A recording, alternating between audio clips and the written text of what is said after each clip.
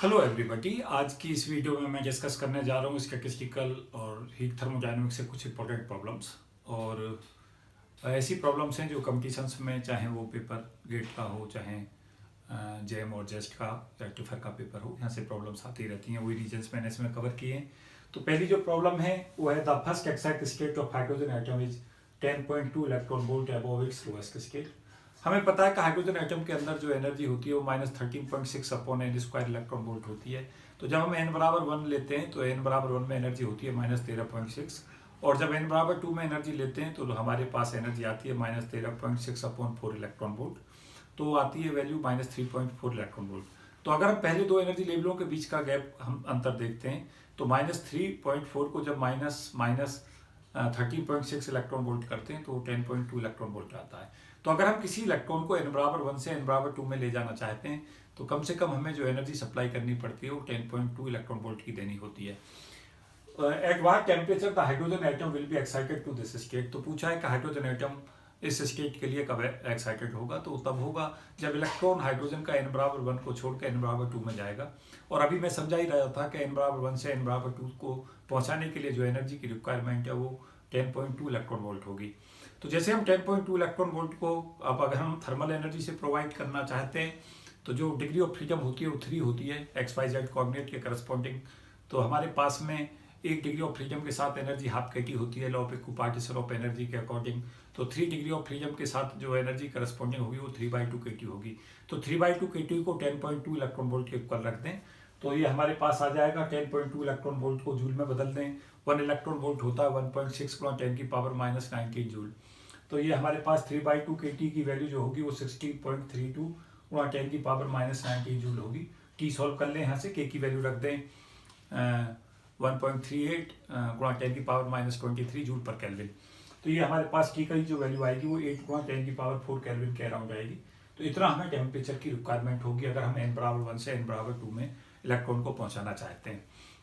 अगर ये कहता है कि n बराबर 1 से n बराबर 3 में पहुंचाने के लिए कितनी एनर्जी की रिक्वायरमेंट होगी तो वो हम -13.6 अपॉन n स्क्वायर n बराबर 1 में एनर्जी निकाल लेंगे और -13.6 अपॉन 9 इलेक्ट्रॉन वोल्ट से n बराबर 3 में एनर्जी निकाल लेंगे और उनका अंतर करके फिर प्रॉब्लम को सॉल्व करेंगे। तो क्वेश्चन को देख लें। आयोनाइज के लिए कहता है कि अगर हम किसी समय पर हाइड्रोजन एटम को आयोनाइज करना चाहते हैं कितना टेम्परेचर की रिक्वायरमेंट होगी तो फिर 13.6 इलेक्ट्रॉन वोल्ट को हम 3/2 केटी के इक्वल करेंगे। तो क्वेश्चन को समझें और समझने के बाद में उसको सॉल्व कर दें। तो इंपॉर्टेंट है कि आप क्वेश्चन को पहले समझें और फिर उसके बाद में प्रॉब्लम को सॉल्व करें। दूसरी प्रॉब्लम जो मैंने इसमें डिस्कस की है वो है the diameter of helium atom is 1 angstrom. Helium atom का जो डायमीटर है वो 1 एंगस्ट्रॉम दे रखा है। 1 mole of the gas occupy 20 litre volume. एक गैस है जो ऑक्यूपाई करती है 20 litre volume at an absolute temperature of 20 kelvin. तो एक मोल ऑफ द गैस जो है वो 20 लीटर वॉल्यूम ऑक्यूपाई कर रही है एब्सोल्यूट टेम्परेचर पे 20 केल्विन पे। कैलकुलेट मीन फ्री पाथ और number of collision per unit distance, ये सब हमें एवेल्यूट करना है और कॉलिजन फ्रीक्वेंसी भी इसमें एवेल्यूट करनी है। तो हम क्या करें, किसी समय पर मीन फ्री पाथ का एक्सप्रेशन यूज करें। जो मीन फ्री पाथ होता है उसकी लैम्डा की वैल्यू होती है 1/√2 पाई एन डी स्क्वायर, डिवीजन में रहता है। तो लैम्डा बराबर 1/√2 और ये मल्टीप्लीकेशन में इसका पाई एन डी स्क्वायर। एन जो होता है number of molecule per unit volume होते हैं और D diameter of the molecule होता है। तो डी है यहाँ पे 1 एंगस्ट्रॉम और एन की वैल्यू निकाल लें। एन होगा हमारे पास में 6.02 गुणा 10 की पावर 23 पर मोल। एक मोल में इतने नंबर ऑफ एटम्स होते हैं और वॉल्यूम से डिवाइड कर दें उसे 20 गुणा 10 की पावर -3 मीटर क्यूब पर मोल, क्योंकि लीटर को 1 लीटर की जो वैल्यू होती है वो 10 की पावर -3 मीटर क्यूब होती है। तो ये हमारे पास में यहाँ से वैल्यूट हो जाएगा number of molecule per unit volume, वो हो जाएंगे 3.01 गुणा 10 की पावर 25 पर मीटर क्यूब। उसके बाद यहाँ एन की जो वैल्यू है ये हमें पता चली और डी हमें 1 एंगस्ट्रॉम लैम्डा के लिए सॉल्व कर लें। ये वैल्यू आ जाएगी 7.5 गुणा 10 की पावर -7 मीटर। तो ये क्वेश्चन था, आराम से निकाला जा सकता था। Number of collision per unit distance जो होता है वो 1/मीन फ्री पाथ होता है। तो 1/लैम्डा कर दें, लैम्डा की ये वैल्यू रख दें तो 1/7.5 गुणा 10 की पावर -7 मीटर, ये वैल्यू आ जाएगी 1.33 गुणा 10 की पावर 6 पर मीटर। उसके बाद कॉलिजन फ्रीक्वेंसी के लिए किसी समय पे पहले हम एवरेज वेलोसिटी निकाल लें। एवरेज वेलोसिटी का फॉर्मूला होता है सी बार बराबर √8 kT अपॉन पाई एन। और यहाँ पे हम किसी समय पे एन से मल्टीप्लाई कर लें, के बराबर R/n होता है आर गैस कांस्टेंट होता है, नंबर ऑफ मॉलिक्यूल्स होते हैं, स्मॉल m बराबर कैपिटल M अपॉन n होता है, ये टोटल मास है, और ये n जो है टोटल नंबर ऑफ मॉलिक्यूल है, m सिंगल मास का मॉलिक्यूल का मास है। तो ये c बार आ जाएगा √8RT upon pi n, t की वैल्यू रख दें 20, r की वैल्यू रख दें 8.31 पाई, और n की वैल्यू रख दें 4.4 गुणा 10⁻³ इसको सॉल्व कर लें, ये वैल्यू आ जाएगी हमारी 325 मीटर पर सेकेंड। कोलिजन फ्रीक्वेंसी के लिए जो हमारा फॉर्मूला होता है वो होता है c बार अपॉन लैम्डा, जहाँ c बार होती है एवरेज वेलोसिटी और लैम्डा होता है मीन फ्री पाथ। तो यहाँ से वैल्यू पुट कर दें, c बार की जगह पर 325 और लैम्डा की जगह पर 7.5 गुणा 10⁻⁷। तो कोलिजन फ्रीक्वेंसी यहाँ से आ जाएगी 4.33 गुणा 10⁸ पर सेकेंड। तो 1 सेकंड में इतना कोलिजन हो रहा है, 4.33 गुणा 10⁸। तो इम्पोर्टेंट क्वेश्चन था, करके रखें इस टाइप की प्रॉब्लम्स, खासतौर से डिफ्यूजन के सारे फॉर्मूलों पे एक एक प्रॉब्लम, दो प्रॉब्लम करके रखें, वहाँ से प्रॉब्लम कई बार आती हैं।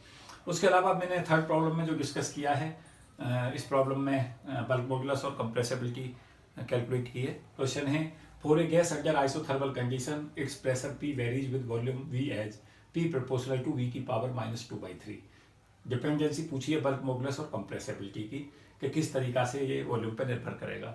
तो बल्क मॉडुलस जो होता है वो हमारा -dP upon dV upon V होता है। मीन्स अगर हम प्रेशर P बढ़ाते हैं तो वॉल्यूम हमारा घटता है। तो dP शुरू में वॉल्यूम, अगर वॉल्यूम V था, dP के बढ़ाने से जो वॉल्यूम है वो dV कम हो जाता है। तो B को हम डिफाइन करते हैं B बराबर -dP अपॉन dV बटे V। मीन्स प्रेशर में बदलाव अपॉन चेंज इन वॉल्यूम, और change in volume per unit volume. Means volume जो हमारा ओरिजिनल वॉल्यूम था वो उसको, और जो हमारे पास चेंज इन वॉल्यूम हुआ है प्रेशर के अप्लाई करने से, उनकी रेशो नीचे रखते हैं डिवीजन में, और जो प्रेशर हमने अप्लाई किया है उसको ऊपर अप्लाई करते हैं। और माइनस साइन है हम इसलिए लेते हैं कि प्रेशर के बढ़ाने से वॉल्यूम कम होता है। तो ये बल्क मॉडुलस सदा पॉजिटिव आता है। तो B की जो वैल्यू आ जाती है -V dP अपॉन dV आ जाती है। और कंप्रेसिबिलिटी बल्क मॉडुलस का इन्वर्स होता है, ये भी सदा याद रखें कि अगर बल्क मॉडुलस कम है तो कंप्रेसिबिलिटी ज़्यादा होगी, एंड वाइस वर्सा।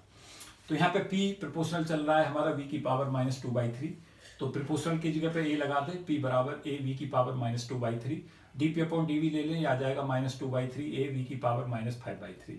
अब इस एक्सप्रेशन में रख दें, B प्रोपोर्शनल टू ये V आ जाएगा यहाँ से, और dP अपॉन dV की वैल्यू यहाँ से रख दें, V की पावर -5/3, और ये जब मल्टीप्लाई करेंगे तो V की पावर -2/3 आ जाएगा।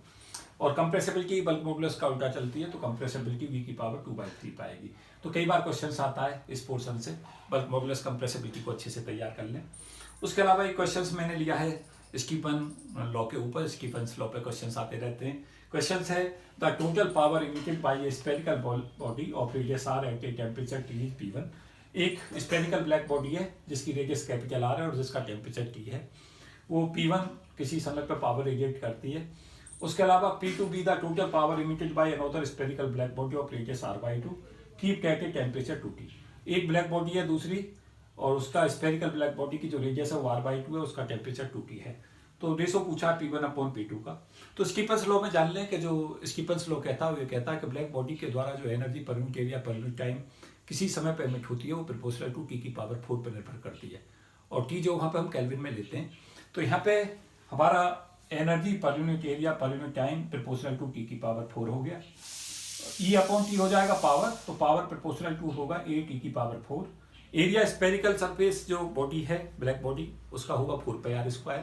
तो डिपेंडेंसी चेक कर लें, r² पर निर्भर करेगा एरिया, और T की पावर 4 पर करेगा। तो P1 अपॉन P2 कर दें इस एक्सप्रेशन को यूज करके, r1² T1 की पावर 4 अपॉन r2 की पावर 4 T2 की पावर 4।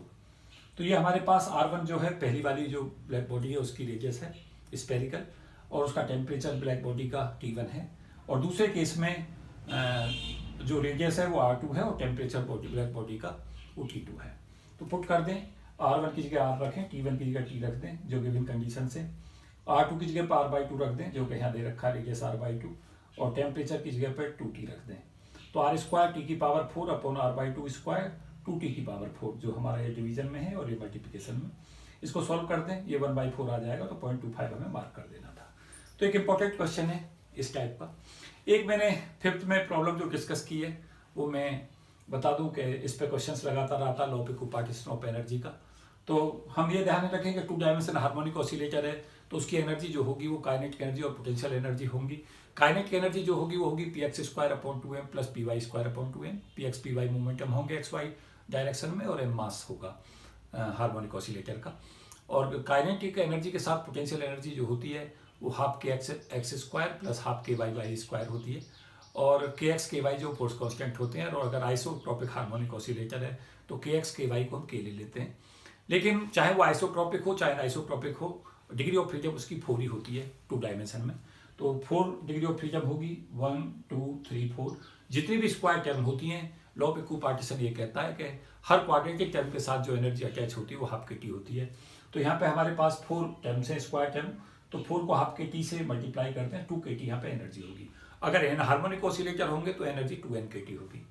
उसी तरीका से मैंने आगे इसको बढ़ा दिया 3 डायमेंशन में। अगर पूछता है तो हमारे पास में एनर्जी के 3 कंपोनेंट होंगे काइनेटिक एनर्जी के, px² / 2m + py² / 2m + pz² / 2m।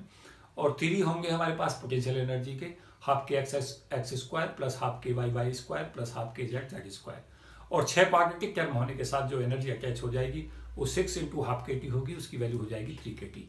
अगर एन हार्मोनिक ऑसिलेटर है तो एनर्जी हो जाएगी 3n के टी। तो ये हम कंसेप्ट याद रखें।